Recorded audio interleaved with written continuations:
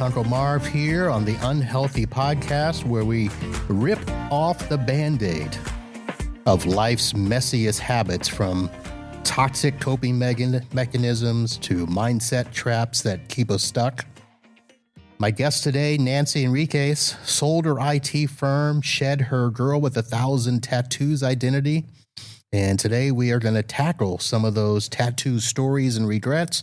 We're going to revisit her last appearance on the show where we talked about imposter syndrome. And we'll also talk about coping and grieving, all while trying to maintain that professional grind. Nancy, welcome to the show. Hello. Hello. Thank you for having me again. It is. Thank you for coming back. It has been some time. And of course, we both have been busy.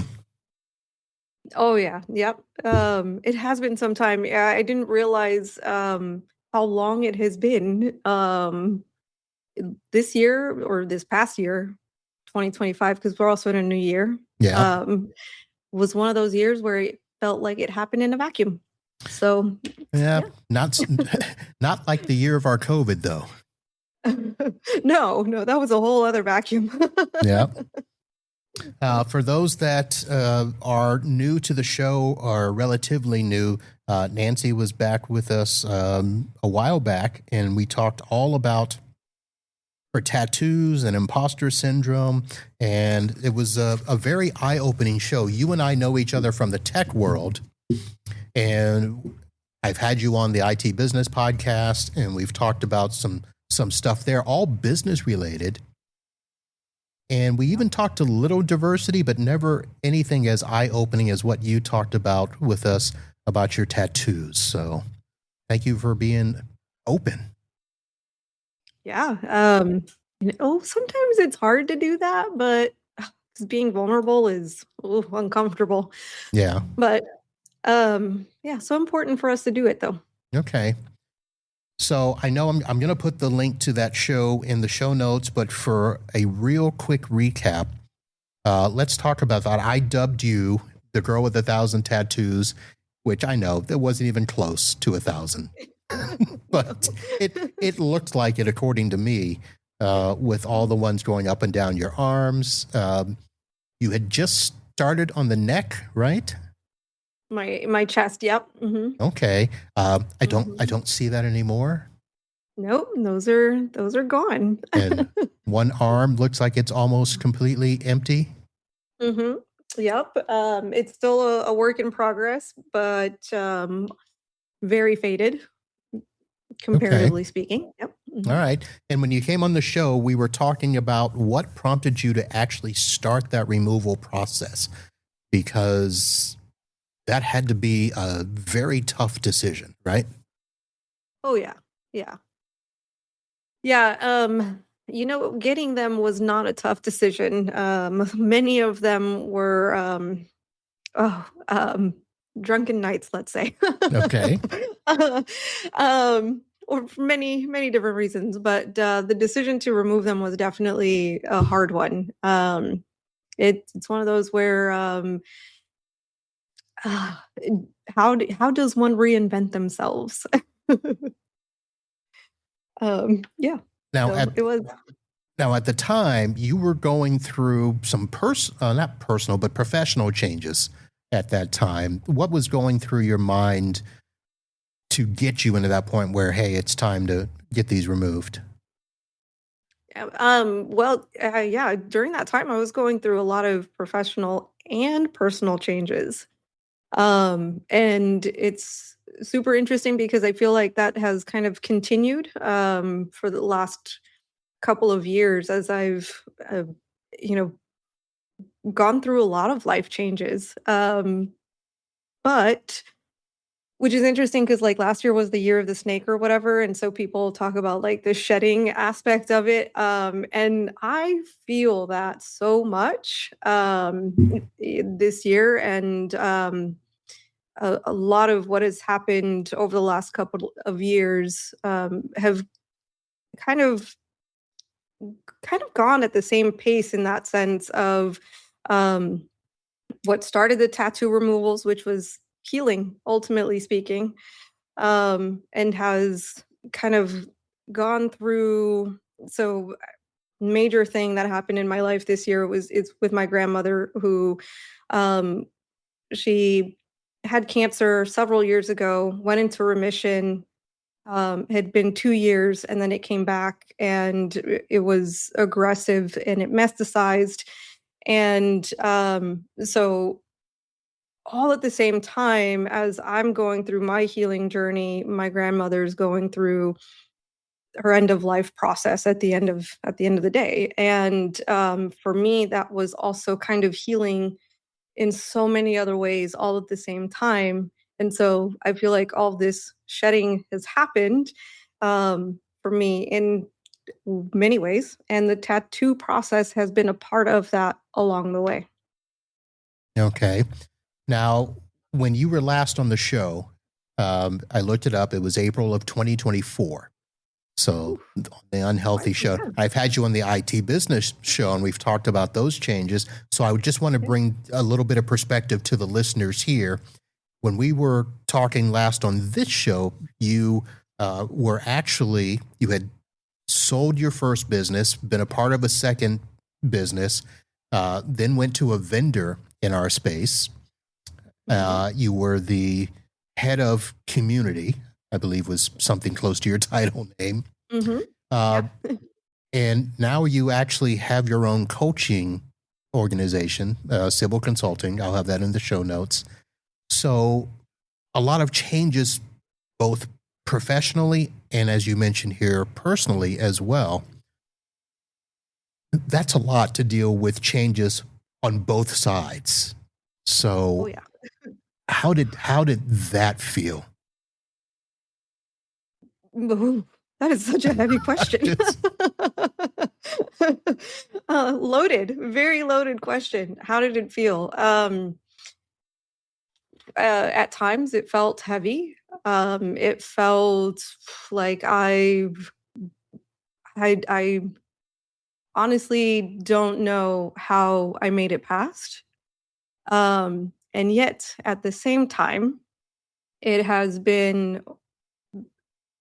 an experience where if it had not been for all of those changes, for all of the challenges, for everything, I would not be in the most healthiest place that I have been in probably my entire life. So, for a reason. Right. So let's go back to the tattoos. I want to take this layer by layer here, because as you mentioned, it is a harder decision to get them removed than it is to put them on. And I know a lot of times when let me rephrase that, because I've never had an in-depth discussion with anybody else that's removed tattoos. I have seen from afar, and a lot of times it feels like it is either a reclaiming of their body in a lot of sense, where it has hindered them in some form or fashion. People see the tattoos and they judge immediately. I know that you were also dealing with imposter syndrome for a while, and a lot of that may have been, I think it was more on the professional side, because you did progress real fast in a lot of ways, going through two sales of businesses, being involved in the vendor side and all of that. But when did you first, have that very first feeling that these have to come off? Yeah, I think it was a mixture of everything, but really, it came down to my healing journey. Realizing that the and actually it was you that said it in the previous show, where my identity had become attached to the tattoos, and it became like I was hiding behind them instead of what my original purpose for them was, which was to be able to show who I was on my skin. And so it was one of those that I realized that it was more so about external validation than internal. And that was a moment where it was like, "Ooh, wait a minute, then why are they here? Do I identify with them anymore? Do I need the, um the external validation? Do I need the, attention, ultimately speaking, in that way?" And, I started to think about them completely differently. Hmm. Was it something where, and I don't know if I asked you this question before because I don't remember it in my head, but was there a point where you like got a tattoo and then regretted it? And that also helped you along that journey? Yes. Oh, for Okay. sure. Yeah, there was a trigger, ultimately. I had, because I no longer have it, I had a matching tattoo with my ex-husband, that was right on my chest, and so it was something that I saw every day, day in, day out, and it was, um he covered it. He covered it first. Oh, okay. And so there was a little bit of like, of I'm dropping all my tea here. Let me sip a little bit. Okay. Uh, yeah, I again, another thing that we didn't even mention that you had gone through a divorce as well. So you mentioned, so you had the matching tattoos. He covered his first. He So, covered his first, and, when he covered it, my thought was, "I don't wanna cover mine, I wanna remove it." I don't want it to be a part of me anymore. And so it was a very strong response, I would say, um, that definitely triggered the thought of, well, if I don't want that one anymore, if I don't want to see that on myself anymore, if I don't identify with that anymore, what else? And so that's where it then just domino affected from there and was like, well, then I want to remove that one. And I removed that one. And then it turned into removing a sleeve and several others and a whole bunch of tattoos. all right. um, yeah. So is removing the tattoos helping with the healing of all those events? It did. It did up until a certain point. I think when I realized, wait a minute, I'm doing the same thing in reverse. So I'm still self-inflicting pain, um, which is counterintuitive for the healing process. At the end of the day, so um, I'm going to be honest, and I have stopped the removal process as of late. The ones that I originally wanted to get removed are gone, and then after that, I was like, I'm at a point where I'm done self-inflicting pain. You're good. Okay. I'm good. Yeah, All I've right. learned my lesson. So let me take this opportunity then to give you an opportunity. I know that you probably had a ton of people asking you question after question after question. And I know that there are people that you shared stuff with, there are people that you didn't share stuff with. Uh, there's stuff I'm learning here that even I did not know before. Um, do you get tired of the questions? And if so, what do you say? Or what would you like to say? No, I I think that I appreciate curiosity because I'm a curious person and I ask people questions all the time just because I feel like I can. There's so much to learn from others and others' experiences without us needing to go through it ourselves. So if we were to just one be open with certain answers, I think we could help a lot of people in that way. And two, if we listen, then we can there's also a lot to learn from others as well. And like I've always been the type of person that I'm going to take others as examples, whether good examples or bad examples, to be able to take and apply into my life and to improve myself. And so I feel like that's part of it. And so I don't mind the questions. Okay. Do you have questions that you turn around and ask people, or are there questions that you have that you want to ask people in reverse? What are you saying, Martin? I don't know. I'm thinking out loud. It's not scripted, obviously, as you can tell, but I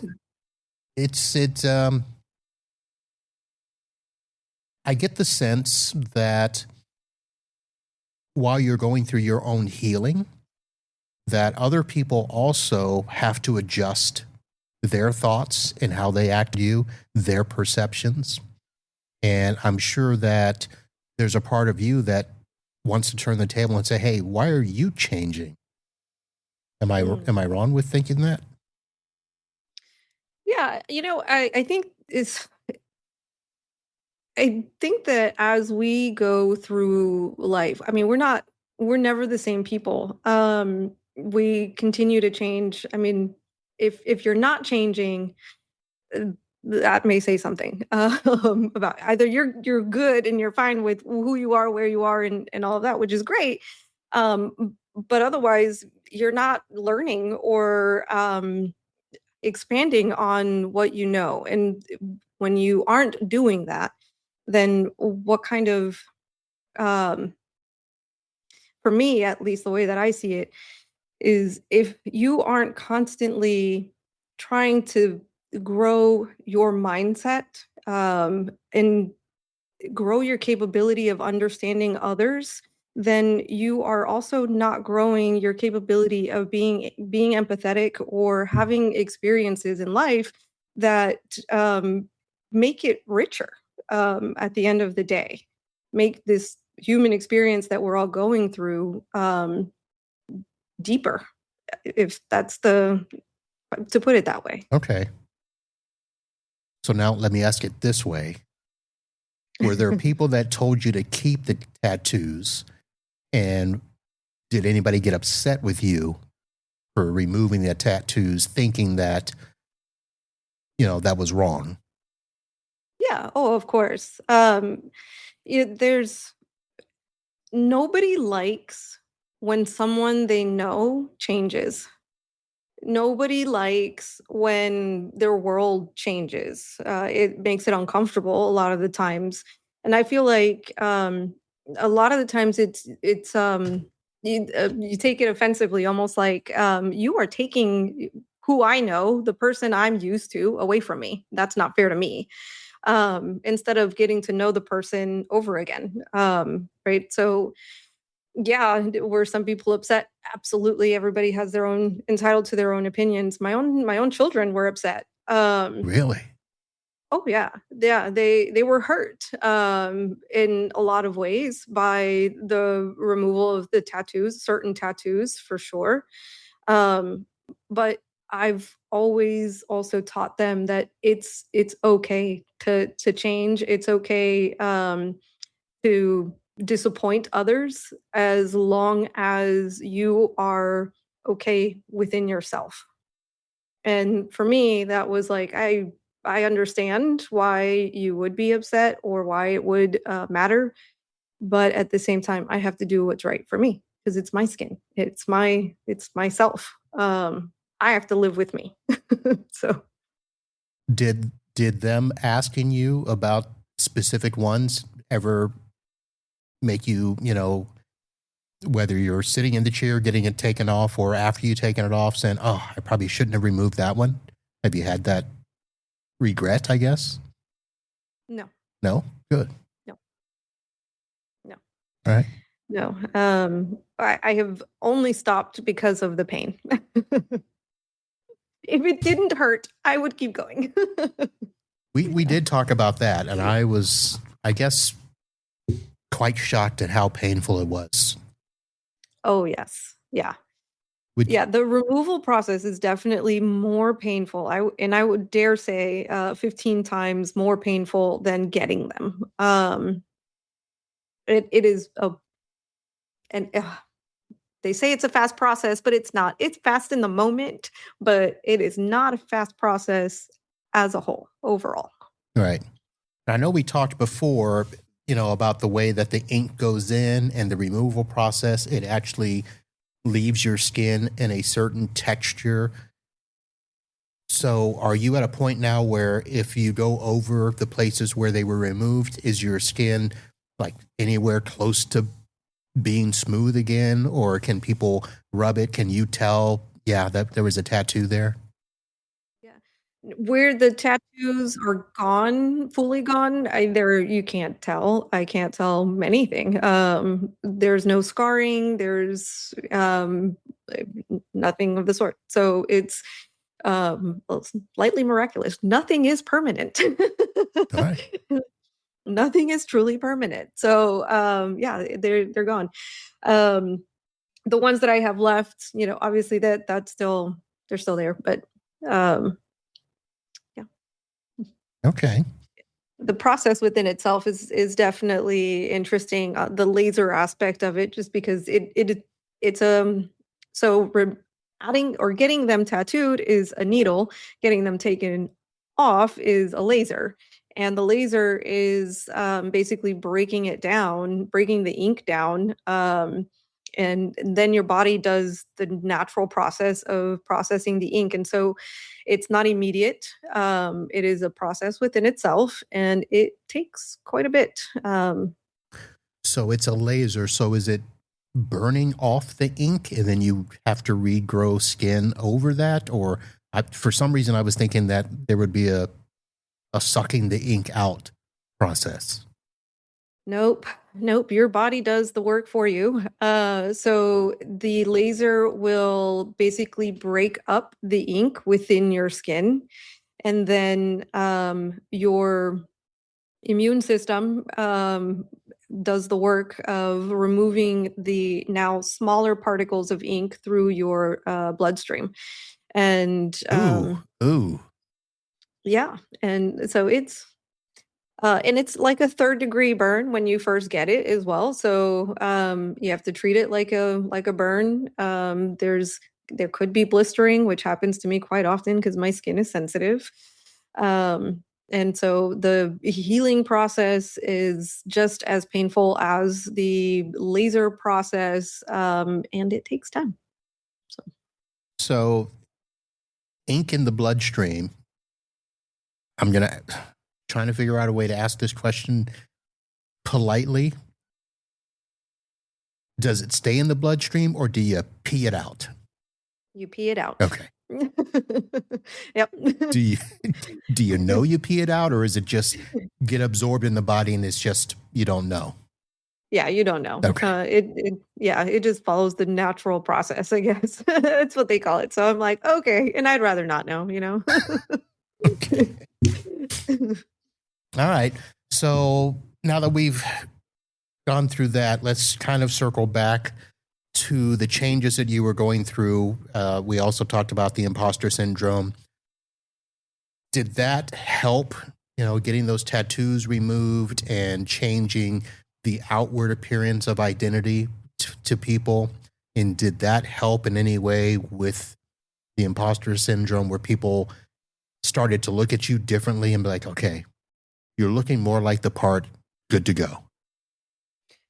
I wouldn't say that it's the physical aspect of it that has changed with that. I think that it's that the more I've grown up in the industry, I think the more that I've experienced or have added on to my experience, the more that I have started to be more comfortable with myself, and realizing that I have something to offer.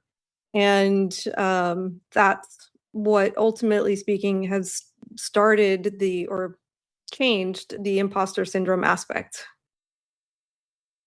Okay. We talked about your grandmother going through her processes. So she was going through that. You were going through your stuff, both professionally and personally. Mhm. Where does everything stand now?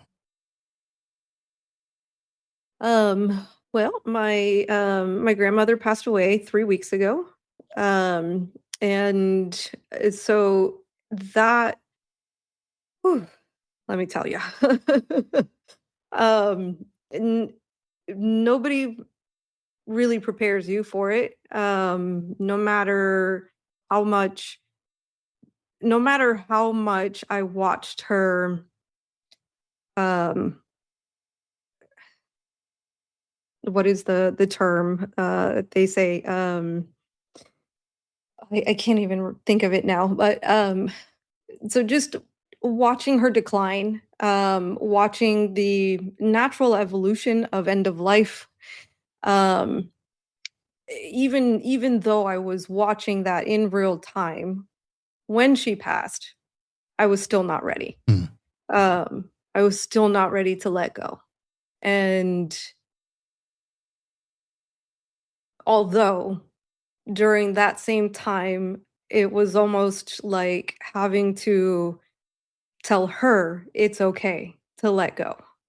And our family, watching our family again, give her that piece of being able to let go. We ourselves were not ready, which is something that's very, very difficult, especially as um, you have to continue your professional life. Like you still need money, so you got to keep going. I'm a single mom on top of that, so my son's life had to continue going at the same time as well. So the motion of life continues, although your reality starts to change, which is it was yeah, like oof. For those that have been through it, I'm sure they can relate. And at the same time, for me, it was a beautiful experience because I got to reconnect with my roots in so many ways through her, and at the same time, identify cycles that I have purposefully been breaking. At the same time, identifying cycles that I have have just been breaking without even realizing it. And so it this year has been challenging for sure, on so many fronts, but it's one of those where it's like you see the beauty in the broken, um, for sure. And to let everybody know, you were close enough that you were a part of it. A lot of us, I think, were either not in the same city, sometimes not in the same state. When those things happened, you were close, not just, in spirit, but you were close in proximity so that you were there, as you said. Yeah. So I live in Dallas and my grandmother and my mother live in Houston. And so that was part of the challenge that and decision that I had to make is part of my professional life and taking a step back from that during this time was I also needed to travel in order to be there. And so I was traveling back and forth, weeks at a time and that kind of thing to just help relieve my mom and also be there for my grandmother. And so it was it was a lot. Well, I will tell the listeners, some of them may know. I have mentioned it briefly on the show before. I am in a similar situation where my mom is battling cancer and she is just over 2 hours away. I do have two sisters that are also close. One sister lives close to mom, the other sister lives near me. And getting back and forth is difficult, it's to say, especially for somebody that owns their own business. I also do these podcasts. I've got my family here, and I understand. Let's do this. I just put you through an emotional whirlwind here. Let's go ahead and take a break and consider this part one of the show. We'll catch our breath, compose ourselves, and come back with part two. You okay with that? Sounds good. All right. All right, folks. Nancy Henriquez here, and well, I have no better way to say it. We'll take a break and we'll be right back.